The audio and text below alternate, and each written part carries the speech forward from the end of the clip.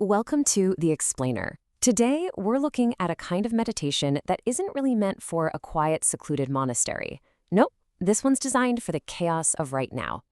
We're constantly being told to think more, analyze more, process more. But with all the information, all the noise flooding our lives, what if the real solution isn't more thinking, but less? What if the way forward is a path that just cuts directly through all of that static? So, here's how we're going to break it all down. First, we're going to look at what's called the modern mind's dilemma. Then we'll get into the solution, this direct path known as Ganhwaseon. After that, we'll talk about why a guide is absolutely essential.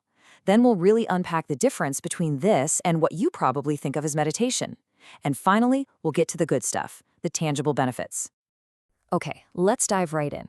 So, what's the problem, really? Why do so many of us feel completely and utterly overwhelmed? Well, according to Zen masters, there's a pretty clear diagnosis for our 21st century condition. So the core issue is this. Technology has basically supercharged our natural human desires. We're flooded with information. We're in a state of constant, nonstop comparison, which just fuels conflict and makes us feel more and more isolated. And the end result of all this? A deep, deep mental and spiritual exhaustion that leaves us feeling completely disconnected.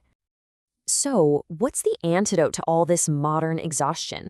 Well, it's not about adding more complexity. It's about finding the simplest, most direct path right through the middle of all the noise. And that practice is called Ganhwaseon. At its very heart is something called the Hwadu, which is a single critical question.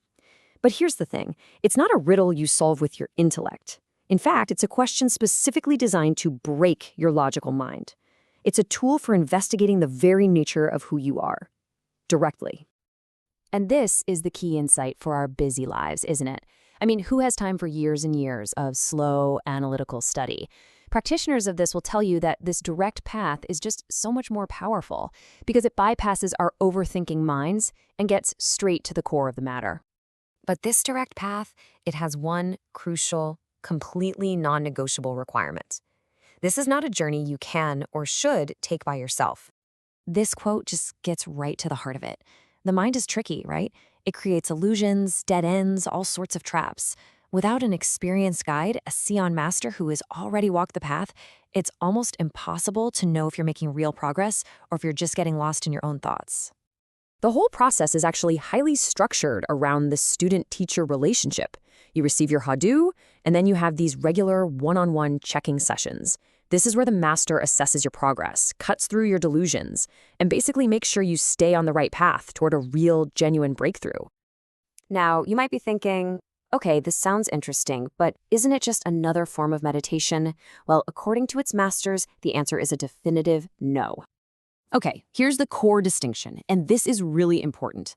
A lot of meditation practices help you build pleasant states, like calmness or focus. And that's great, but you can get attached to those good feelings. Zen is different.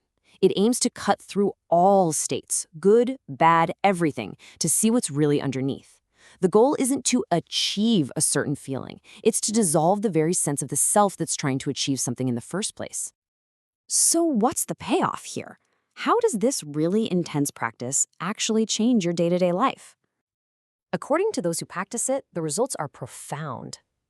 This isn't just about temporary relaxation. We're talking a permanent dissolution of deep-seated fear and anxiety. Your whole perspective widens. You become free from those obsessive thoughts that just loop in your head. And this allows for a real, natural spontaneity to just emerge. As one master put it, the very quality of your life undergoes a fundamental change. So, the crucial point is that this isn't about applying a Band-Aid. It's about getting to the absolute root cause of our suffering, this constructed wall of the self, that rigid idea of me and mind that creates separation and conflict and fear. The entire practice is designed to break down that wall. And that leaves us with a final thought. In a world that constantly encourages us to build our walls higher and stronger, this ancient practice asks a totally different question.